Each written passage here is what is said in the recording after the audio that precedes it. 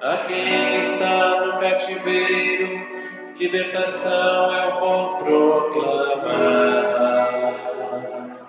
Aleluia, aleluia, aleluia, aleluia. O Senhor esteja convosco. Ele está no meio de nós. Proclamação do Evangelho de Jesus Cristo segundo Lucas. Glória a vós, Senhor.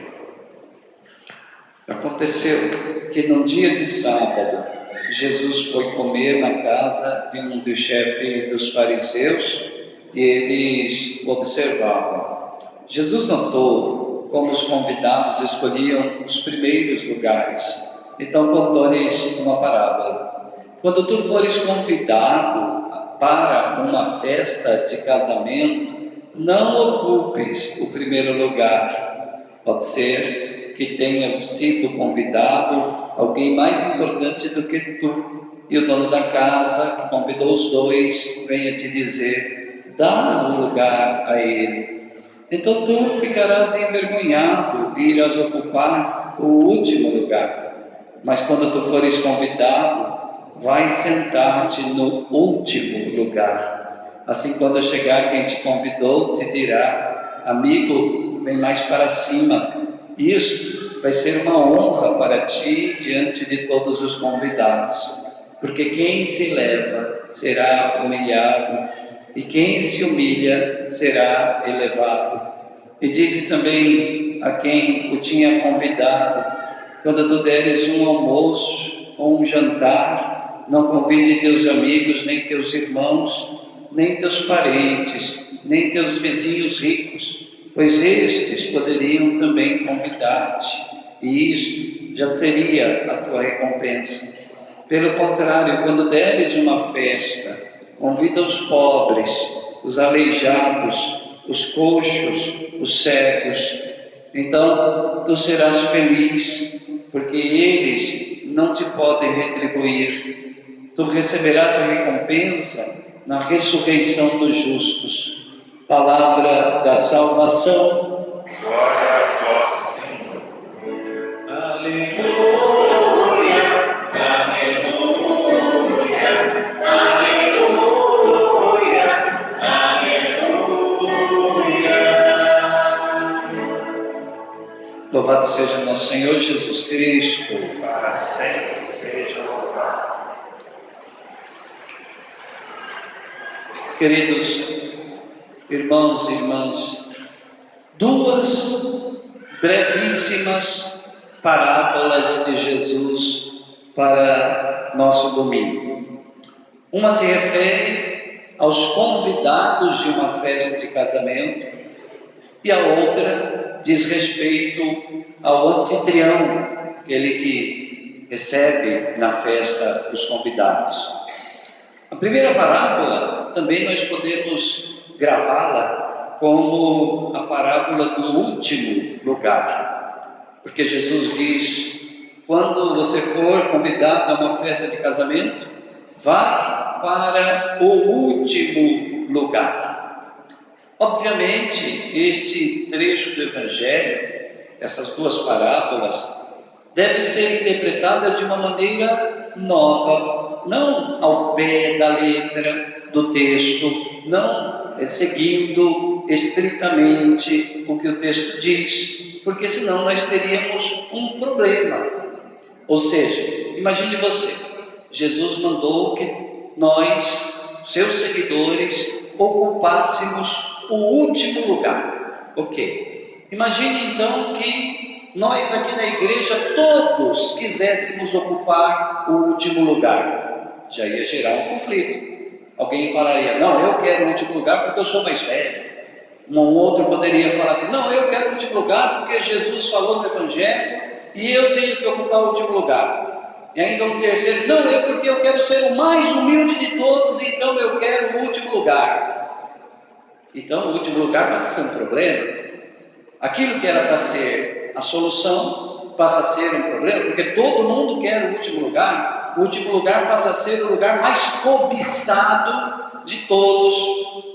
Então, obviamente, nós não podemos interpretar este texto ao pé da letra, na materialidade do texto. Jesus não está falando de um lugar físico que todos têm que ocupar, um lugar na igreja, por exemplo, que todos têm que ir para dar sinal de humildade. Até porque nós teremos um outro problema, né? Aliás, isso até acontece nas igrejas. Muitas vezes, em muitas missas, os primeiros lugares mais próximos ao altar do Senhor ficam vazios.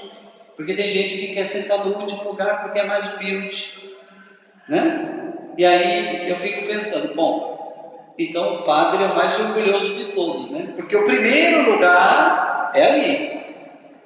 Se sentar-se no último lugar é sinal de humildade, o primeiro lugar é sinal de quê? De arrogância? Então, não podemos ler o texto da Bíblia ao pé da letra, porque senão nós teríamos sérios problemas para a aplicação dessa mensagem. Então, como ler o texto da Bíblia?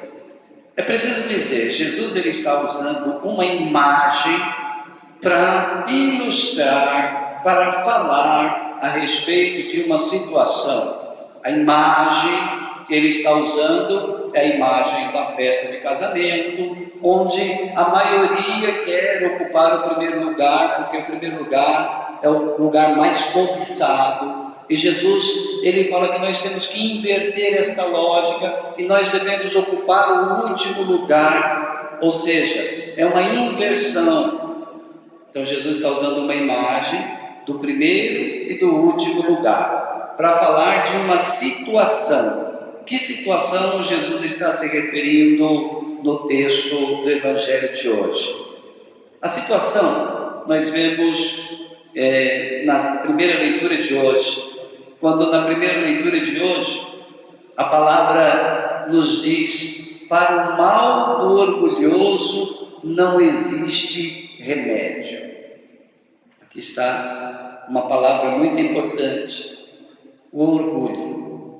Para o mal do orgulhoso não existe remédio, pois uma planta de pecado está enraizada nele e ele não compreende. Então, qual a situação que a palavra de Deus hoje está nos falando, está nos exortando? Está nos exortando a respeito do orgulho, de não sermos orgulhosos, de não querermos ser pessoas que a todo momento querem ser reconhecidas, louvadas, prestigiadas, ou pessoas que enobrecem a si mesmo, que engrandecem a si mesmo, se acham melhores do que os outros.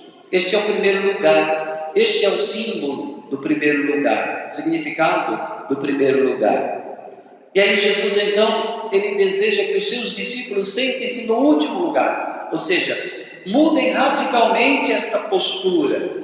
O convite a sentar-se no último lugar, então, nos revela o ensinamento de Jesus, nos dizendo que deve haver um deslocamento de nossa atitude. Ao invés de nós querermos ocupar o primeiro, queiramos ocupar o último. É um deslocamento do primeiro para o último. É uma oposição. Ao invés de eu ficar aqui, eu fico no lugar oposto. Ao invés de eu ser orgulhoso, pretensioso, uma pessoa que busca reconhecimento, eu ocupo a posição contrária. Eu passo a ser despretensioso. Eu passo a viver na simplicidade. Eu passo a buscar a humildade. Humildade, portanto, é a virtude contrária ao orgulho. A humildade, como o texto diz, é um olhar para si mesmo, reconhecendo não apenas as qualidades e as virtudes, mas também aonde nós falhamos. A humildade possibilita a pessoa a ter um discernimento, olhando para si mesmo, olhando para o seu interior, reconhecendo o que é falho, reconhecendo o que precisa ser melhorado, sem esconder virtudes. Não é sinal de humildade esconder virtudes. Esconder qualidades não é sinal de humildade, é falsa modéstia. Quem tem qualidade deve colocá-las a serviço dos outros, isso é humildade, mas não escondê-las. Não, imagina, eu não tenho qualidade.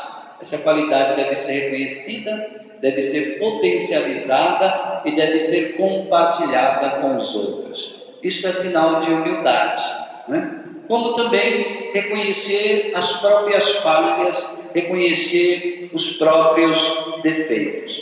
Portanto, ocupar o último lugar exige de nós que nós nos desloquemos de onde estamos. É importante se perguntar: qual tem sido a minha postura? Qual tem sido o hábito que eu tenho tido?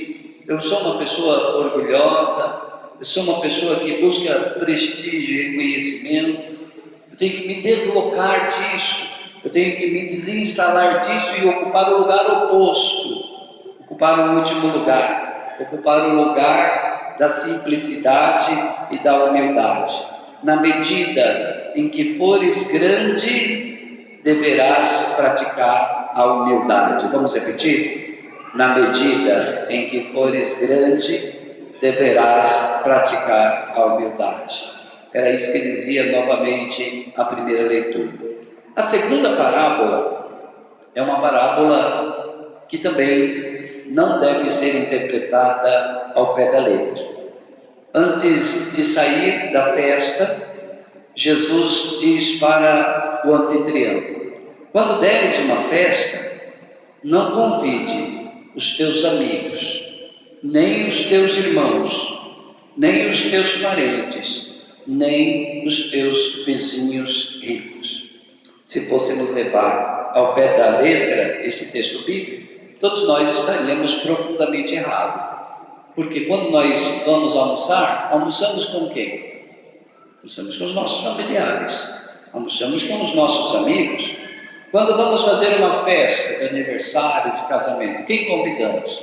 Convidamos quem nos conhece, ou quem eu conheço, né? Portanto, não deve ser interpretada ao pé da letra, mas deve ser lida no seu significado mais profundo.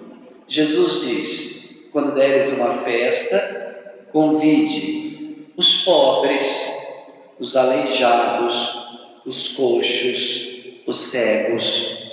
Significa isso.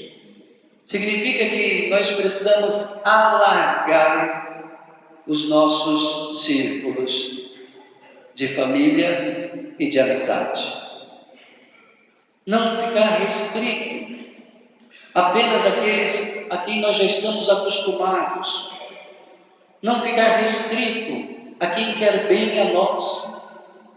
Não ficar cultivando apenas amizade com quem cultiva amizade conosco. Isso não tem nada de novo. Isso a sociedade já faz. Isso os que não acreditam fazem. O que tem de novo na palavra de Jesus é: você precisa também convidar os que são desprezados, os cegos, os aleijados, os coxos, aqueles que são desprezados por muitos. É a eles que você deve convidar. Em outras palavras, você deve alargar o seu círculo de amizade, seu círculo de relações, e incluir aqueles que o mundo excluiu. Vale a pena se perguntar: o meu círculo de amizade, as pessoas com quem eu estou habituado a conviver, eu incluo neste círculo pessoas que são desprezadas, ou pessoas que não podem me retribuir o bem que eu faço? Jesus disse, né? Pelo contrário, quando deres uma festa, convida os pobres, os aleijados, os coxos, os cegos, então tu serás feliz. Por quê? Porque eles não te podem retribuir. Convidar pessoas para conviver, para estabelecer relações que não podem me retribuir nada, que não podem pagar o bem que eu faço a elas, que não podem também me convidar. Significa gratuidade, agir na gratuidade, ou seja, sem esperar receber recompensa nenhuma, sem esperar receber o mesmo em troca. Isso é agir com gratuidade. Isso transforma o mundo. Viver fazendo o bem, só quem já faz bem a nós, não transforma o mundo. Desde que o mundo é mundo, já se vive assim, amando apenas os amigos. O mandamento de Jesus é que amemos os inimigos. Isso transforma o mundo. Isso transforma as relações. E a recompensa não está no amor que essa pessoa não vai dar para nós. A recompensa está lá. Tu receberás a recompensa na ressurreição dos justos.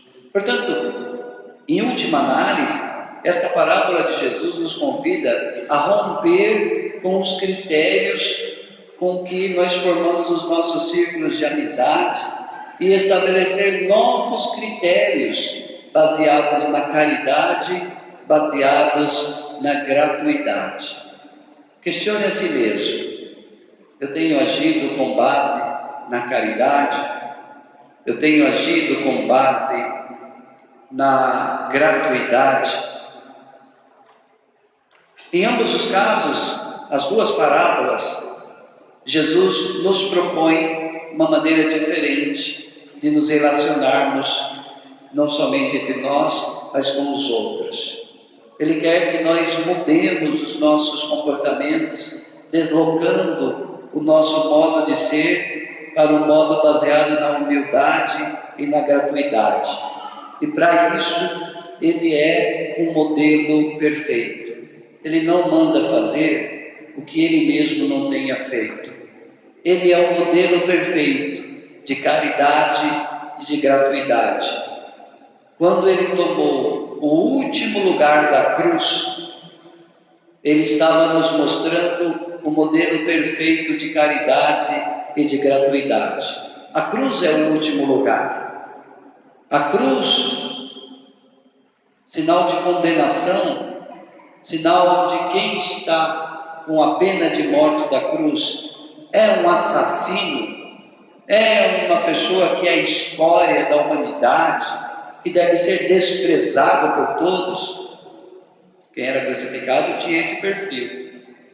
Ele tomou este lugar, o último lugar, o lugar da cruz. Porque quem se humilha será exaltado. Ele se humilhou na cruz, mas foi exaltado pelo Pai e está à direita de Deus. E sobre nós envia o seu Espírito. Peçamos então que este Espírito Santo nos faça viver dessa maneira, nos faça viver a gratuidade, nos faça viver a caridade, nos faça viver a humildade na simplicidade. Louvado seja nosso Senhor Jesus Cristo. Bendito seja o Pai, Creio em Deus Pai Todo-Poderoso, Criador